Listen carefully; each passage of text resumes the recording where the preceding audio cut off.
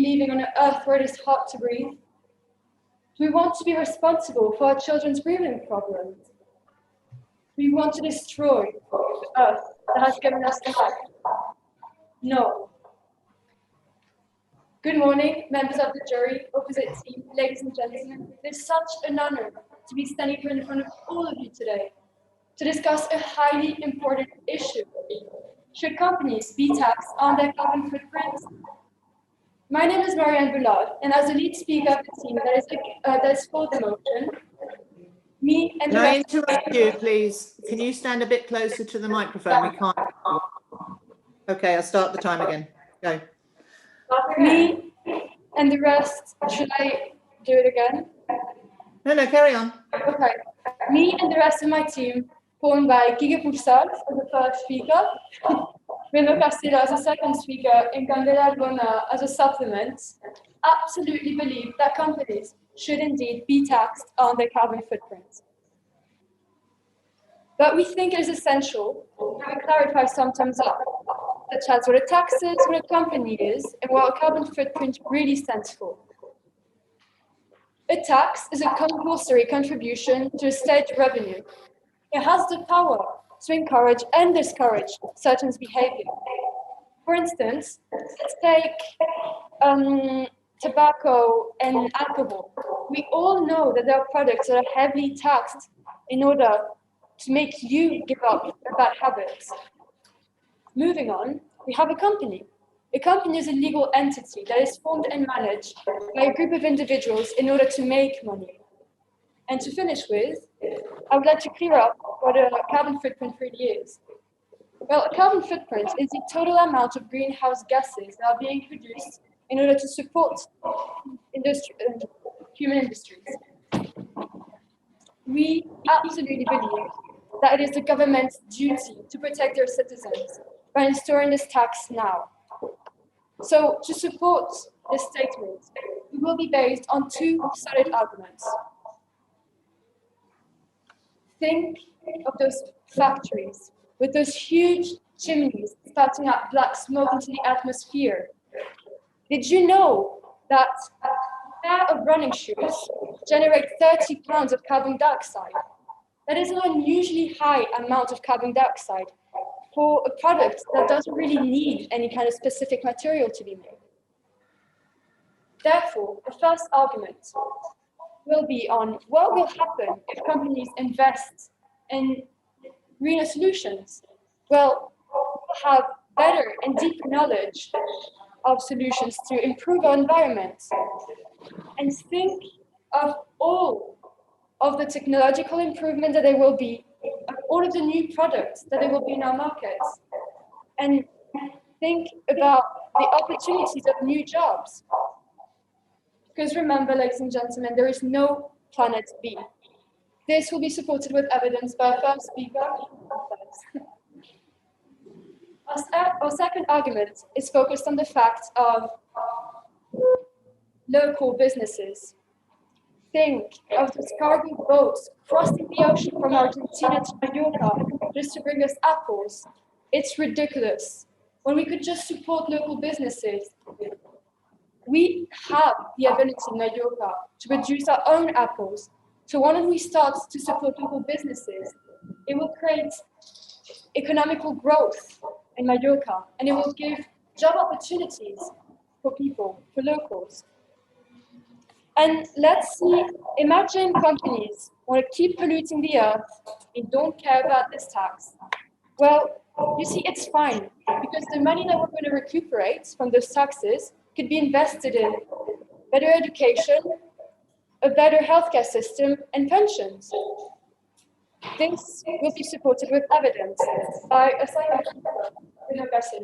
So thank you very much for your attention, and let's please hear the opposing team. Thank you, Speaker. Okay, I believe it's James from Belvoir. Good morning, James. Are you ready? Yes. Good morning, ladies, gentlemen, esteemed judges, and members of the opposing team. Today, me and my fellow teammates will leave you with no doubt that companies should not be taxed based on their carbon footprint. First, allow me to define two key terms. A tax, which as the first speaker of the opposing team said, is a compulsory contribution to the state revenue. And a carbon footprint is the amount of carbon dioxide released into the atmosphere as a result of, in this case, companies' activities. Sadly, we are all too familiar with the effects of climate change. Earlier this year, the Australian wildfires destroyed 24.7 million acres of forest and 30 people lost their lives. Clearly, something must be done. But can a tax solve this problem? Do taxes on alcohol end alcoholism? Do taxes on tobacco end smoking? During these turbulent times, should governments be putting more restraints on businesses? Many local, small businesses are already struggling because of this pandemic, and they will have to bear the brunt of this tax. As major corporations can just brush off the new tax as a small dent in their massive profits. But small businesses who, as I previously stated, are already struggling, this may be the nail in their coffin. Not only will this tax be extremely dangerous for small businesses, as the second speaker, Iker, will touch on later, how can we trust governments to use the revenue from this tax responsibly? How can we be assured that governments won't just waste this money instead of reinvesting it into the communities that this tax will badly damage? As the third speaker, David, will mention later, this radical tax could be very dangerous to the stability of the economy. Most importantly, as I touched on earlier, many large companies may just find a way around this tax as they have with many other taxes. So keep in mind, not only will this tax negatively affect small businesses, it may only affect small businesses. What this will result in is that this tax will not result in a world where we can be free of the worries of climate change, but instead, all this tax will bring is more empty streets, more people losing their livelihoods, more economic downturn and instability. To summarize, me and my fellow teammates do believe that it is essential to combat climate change. But if you want to breathe cleaner air, or not have to worry about the life of your children or your children's children, this tax is not for you. However, if you want to put small businesses at risk and endanger the lives of already struggling entrepreneurs, then this tax is the perfect way to go about it. Ladies, gentlemen, esteemed judges, and members of the opposing team, this House strongly believes companies should not be taxed based on their carbon footprint. Thank you very much. Thank you. Very short and sweet. Okay, so now we have Kiki, is it? Kike Pulsars. Hello, Kiki. Are you ready? I am ready. So good morning, members of the jury, opposing team, and ladies and gentlemen. My name is Kike Pursalsain, and I will be addressing why a carbon tax-based footprint, carbon tax will actually prove to be beneficial, not only for the average population, for the overall environment. So, I will also be addressing the issue that the opposing lead speaker stated. The local businesses are struggling due to the pandemic, and that they will struggle more due to a carbon footprint tax. I will be addressing this issue with my argument and explaining why this will actually not be the case. So, first of all, as our lead speaker stated, companies' main purpose is to actually make money. Thus, a few positive consequences fall after that axiom. A series of good consequences that will surely prove beneficial for both average population, larger companies, and institutional government institutions. This is mainly because companies will avoid paying these taxes at any given cost. What does this mean? Well, from this axiom, we can assume that companies will start investing on renewable energies to not pay taxes on the energy that produces fossil fuels. Of course, this is crucial. Yes, I will be very happy to answer your question. You before said that companies make money, that is obvious. So are you saying that the solution to all of our problems is to take their money away from them? Well, companies' main purpose, as I said, they will want to avoid paying these taxes. Therefore, they will invest on renewable energies. And an investment on renewable energies directly translates to more research on renewable energies. More research on renewable energies translates to the development of new technologies which make renewable energies much more efficient and cheaper, therefore benefiting both the average population who want to make the transition to renewable energies, but also to local businesses who want to make the transition to renewable energies. It will be cheap, not only cheaper for them, but they also will have to stop paying taxes for the energy supplier. This has actually been the case in the UK, where a tax on the carbon price floor, which means that companies have to pay a tax on the on the CO2 emissions that they make, was applied in 2013. The consequences of this task have proven to be beneficial for the environment, as in the electricity sector, the use of coal has been significantly decreased by 45%. And it also has proved to be beneficial for offshore wind farms that have lowered down their costs. For example, an offshore wind farm that was planned to be working in 2025 at a rate of $186 per megawatt has decreased this cost by 27% by 2016. Oh yeah. Yes, I will be happy to address the question. You have mentioned the tax in the United Kingdom, and yet the United Kingdom continues to be a major polluter. How does it work then? Sorry, can you repeat the question again? You have mentioned the tax in the United Kingdom, and yet the United Kingdom continues to be a major polluter. How does the tax work? Actually, since 2013, their coal use has been significantly decreased, and actually they are investing on renewable energies that will work in the future. So this, as I said, the tax will not immediately function, but in the long term it will. So, as I said, as I was mentioning, this offshore farm decreased its cost by 47% to this day, therefore proving beneficial for the companies who want to invest in renewable energies and for those who want to make the transition to renewable energies. That's why a carbon footprint-based tax will actually prove beneficial, not only for the environment, but for the average population. Thank you very much. Thank you, Kiki. I believe it's Aika is speaking next.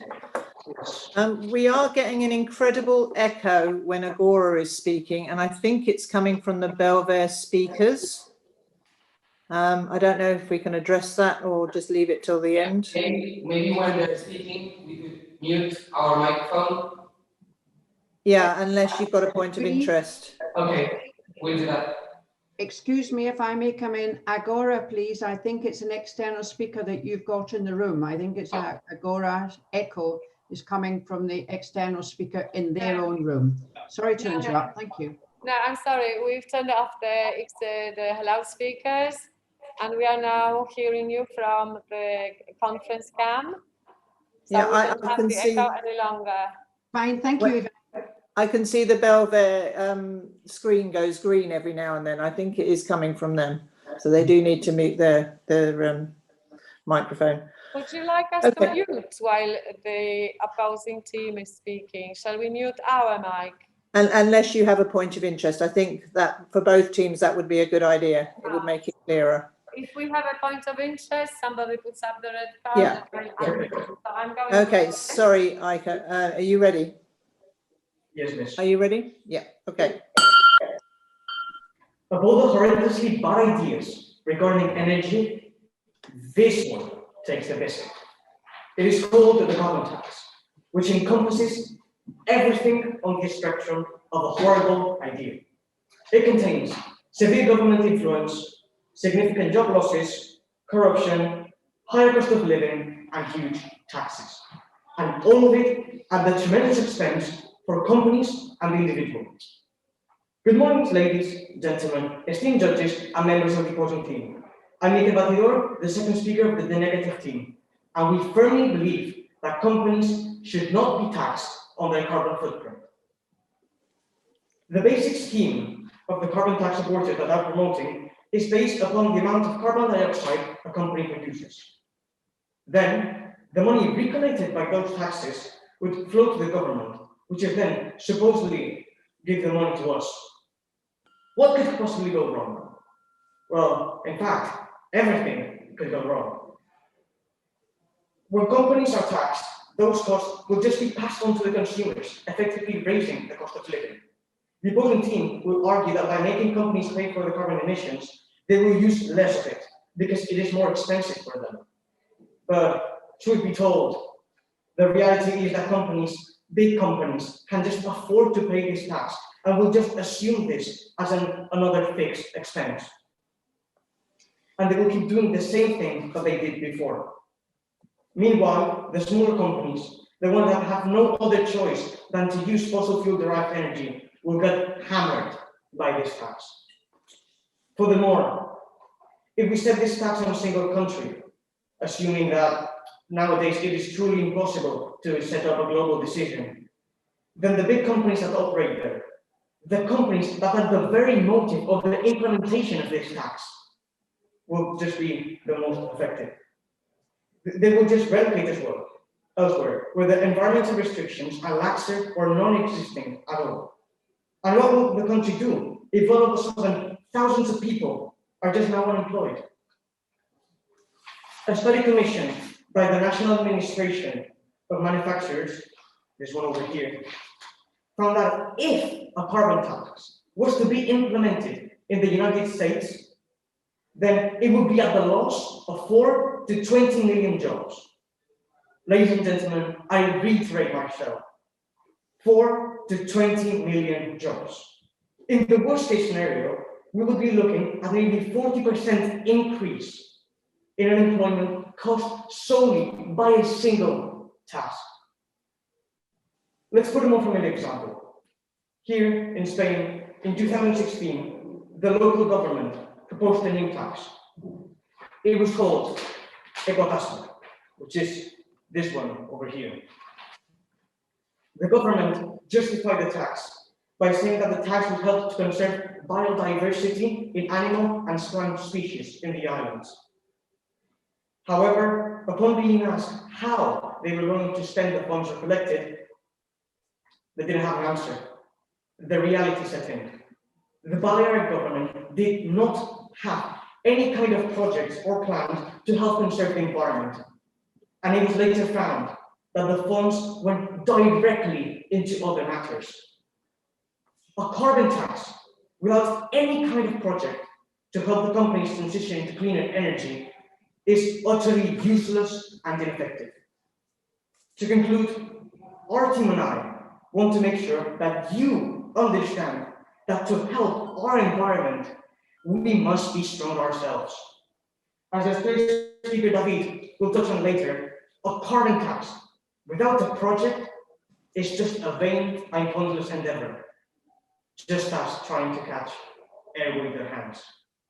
I'm Miguel Batidor, the second speaker of the negative team, and we believe that companies should not be taxed on their carbon footprint. Thank you. Thank you, Aika. Okay, I believe it's Breno. Excuse me for pronouncing it wrong.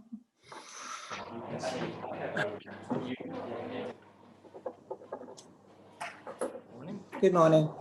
There you go.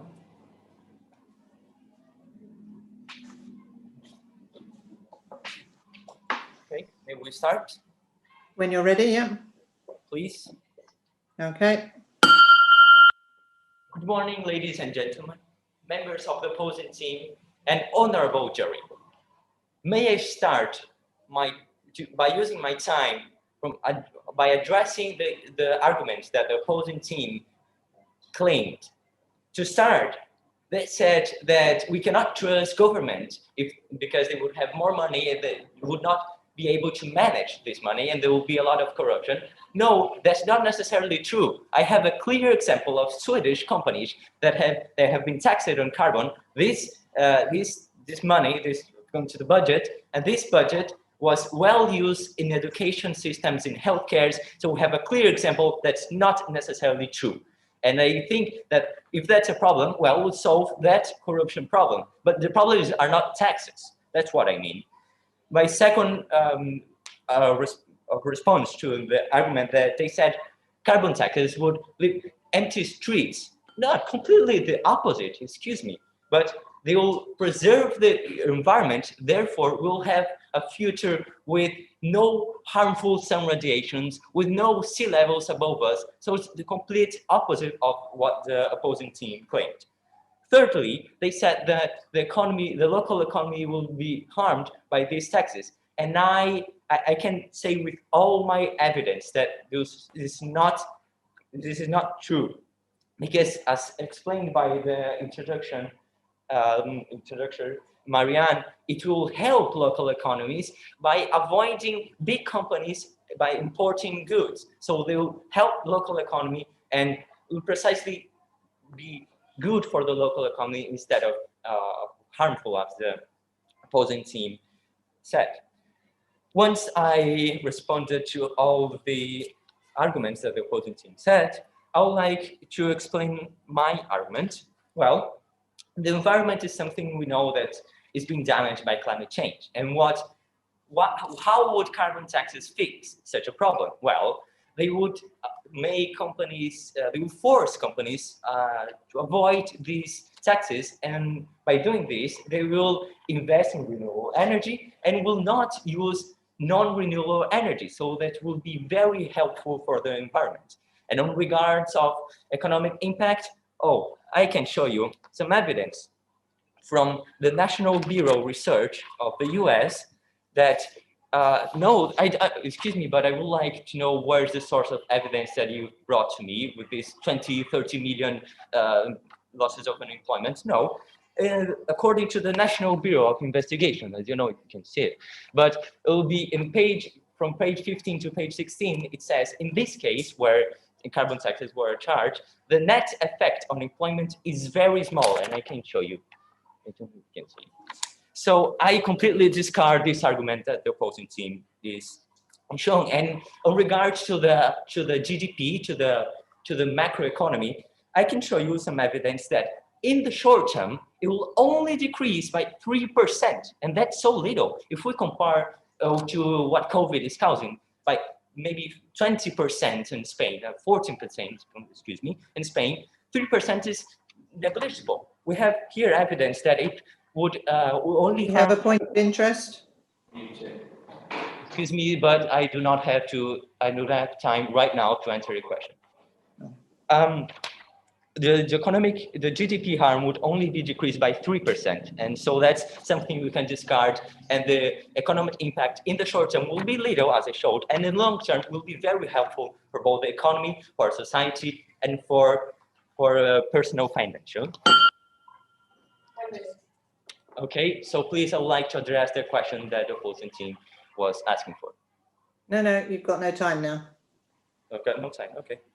So as I was saying, if in the worst case scenario, if companies somehow manage to avoid this, to just keep paying the taxes, well, the government will have more money to spend on education systems, on healthcare systems, and even in damages that the climate change would cause.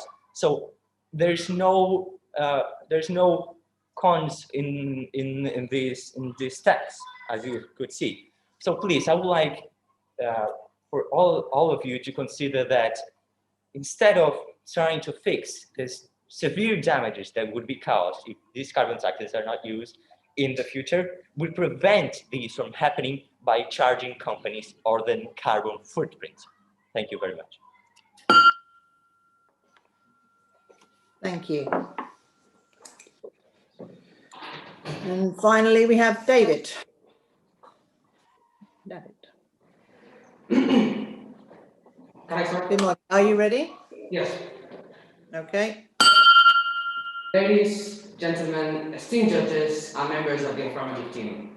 My name is David Dominguez, and I'm the third speaker of the negative team. We strongly believe that companies should not be taxed on their carbon footprint.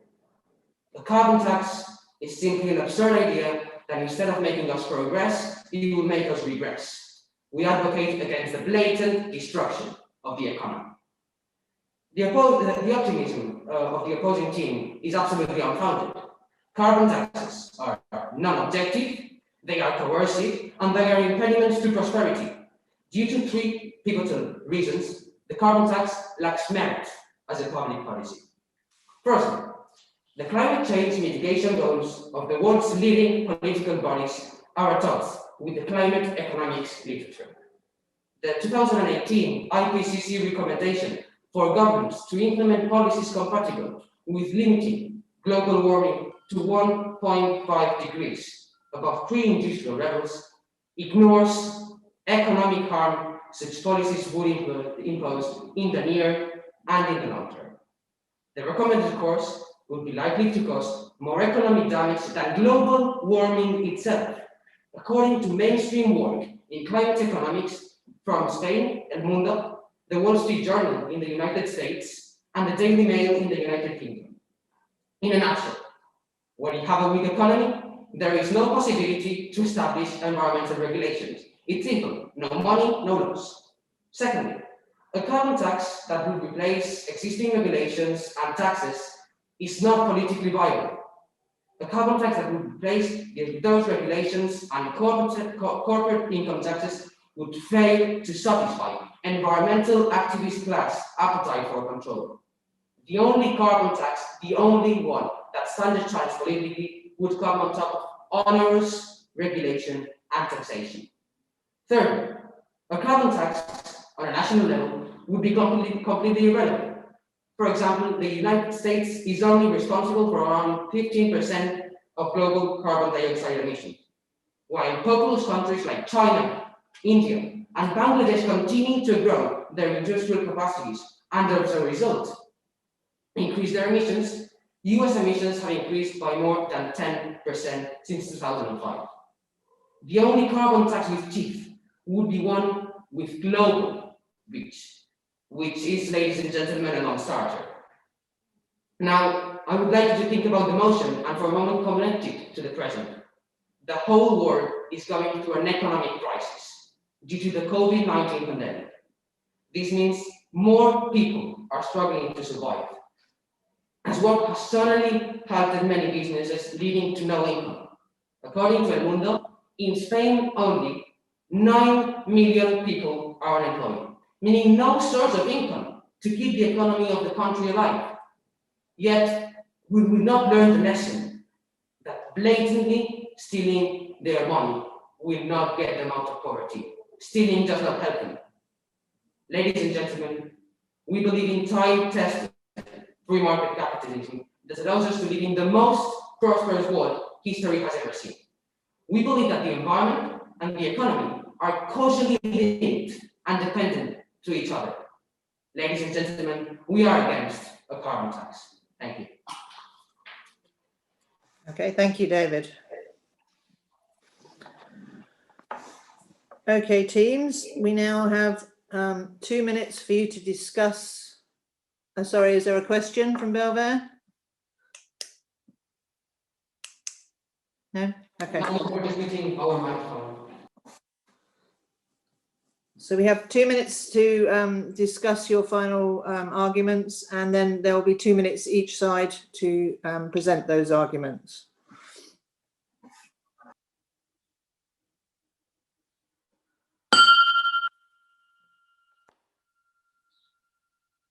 Okay, can the speaker from Belvedere come forward, as you are against the motion?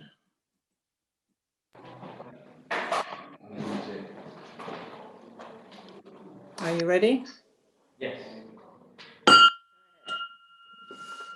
second speaker of the opposing team mentioned how companies' main goal is to make money. And therefore, in order to avoid this tax, they will use renewable energy. In reality, most companies will probably do what they do with most taxes. They'll just find loopholes. They'll find tax havens. That's what they always do. Just because something's moral doesn't mean companies are inclined to do it. They'll probably just do the easiest thing, which is get their lawyers and accountants to find some way around it. The second speaker also mentioned the carbon taxes in the United Kingdom as an example of it being efficient. However, the UK is, as I would like to remind you, still one of the world's major polluters. When a similar tax was implemented in Australia, it had to be repealed after just 2 years because of how disastrously ineffective it was. So the United Kingdom isn't a brilliant example because it's still a major polluter. And there are other examples of the carbon tax failing. The third speaker also used Sweden as an example of the revenue being used responsibly. However, if this tax were implemented in all countries, could we say the same levels of low corruption and high stability in countries like Afghanistan, for example? Just because you have a major world power being able to use their money respectively doesn't mean third world countries where there's much higher levels of corruption will be able to do the same. Thank you. Thank you. And from Agora, please.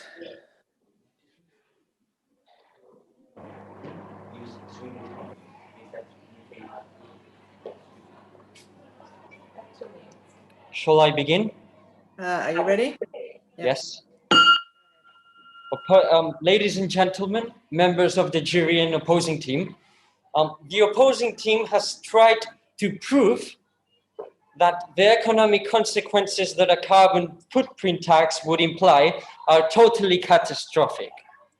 Though, as seen by the arguments showed by our second speaker, Breno Cascello, these consequences will be negligible compared to the current crisis that we're currently into.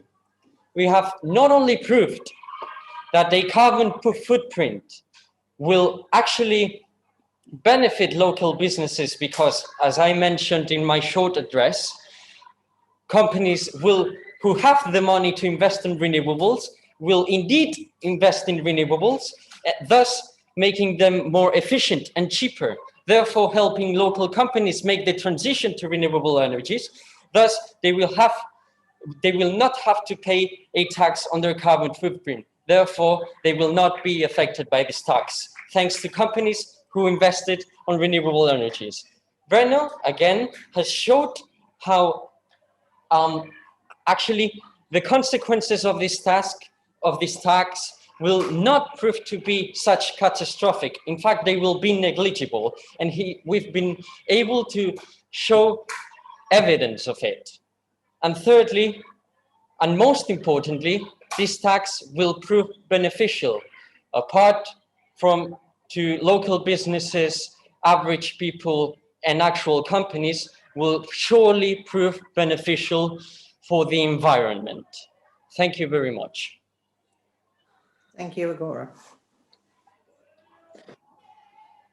Okay, I hand over to the judges.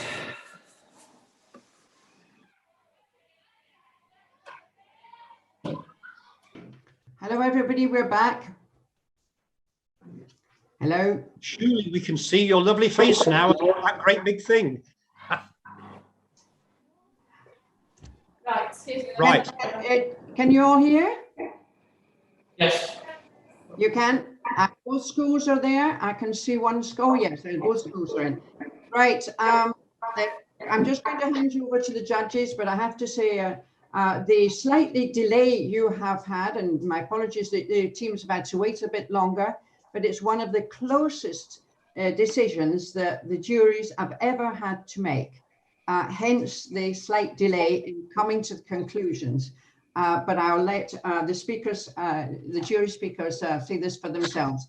Could we first have Izzy coming in for a few comments, please? Good morning to you all, and thank you, Belver and Agora. What an honour and a privilege, and very exciting to be a part of this. I tell you what, it's an absolute comfort knowing, as an older person, that your generation have taken on board such a huge subject and have sold it to us with passion. So I thank you very, very much. It's been really tricky to decide, and good luck to both of you for the future. Thank you, Izzy. Alison, can you come in, please? Hi, good morning, everybody. Yeah, I can only reiterate what Izzy's just said. Wow, that was amazing. Thank you, Agora and Belver. Such an interesting debate, and you have obviously both put so much work into this. It made it such a close debate and such a close decision for us judges. It was very, very difficult. We were going backwards and forwards all the time. So thank you and well done to both teams. Amazing, very enthusiastic. Well done. And now, Graham, as spokesman for the jury, it's over to you. Right, okay. Well done on all sides. We thought that you'd all done a great deal of thinking through of your arguments. And when we had Marianne as the first speaker, we thought, golly, the bar is being set very high for the quality of speaking, quality of arguments, and presentation, and your ability to cope with microphones and cameras and all that sort of stuff. And everyone did very well on handling of all of that under the circumstances that we're all in with using the electronic facilities. But the arguments came out very well. There was a lot of very good quick thinking on second and third speakers' parts as you were thinking of ways of deflecting what the opposition had said on one side or another. And we thought that was very good. And many of the visuals that were shown, for example, Breno had a number of visuals that worked well. And amazingly, bearing in mind that we're looking over cameras, when he held them up to the camera, we could see those properly and see the words. And I thought that was a great idea, just to have a slight difference from purely speaking all the time, to be able to have worthwhile visuals that worked. So that was great. All sides put together really good arguments, but we had to find a winner. And as Kate said, we spent quite a time backwards and forwards trying to pin down, look at our scores, look at our thoughts on presentations and so on. But in the end, we decided that for the best speaker of either side, that James was the winner. So if the Rotary person at Belver would like to present that certificate to James. Just a moment. Oh, okay. Okay. It's James. Are you ready, Felicitas? Yeah. Okay. Sorry. James, so, James, you come forward, please. Yes. Okay, here we are. Well done, James. Thank you, Felicitas. Well done. And then finally, as regards the winning team, if I tell you that 2 judges had it scored either side, one was somewhere in the middle, and we had a ding-dong, I won't say argument, a ding-dong discussion as to who was which team won. And by an exceptionally narrow margin indeed, we give the winning team to Belver.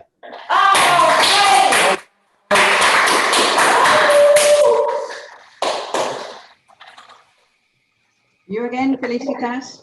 Team, would you like to come towards the camera, please?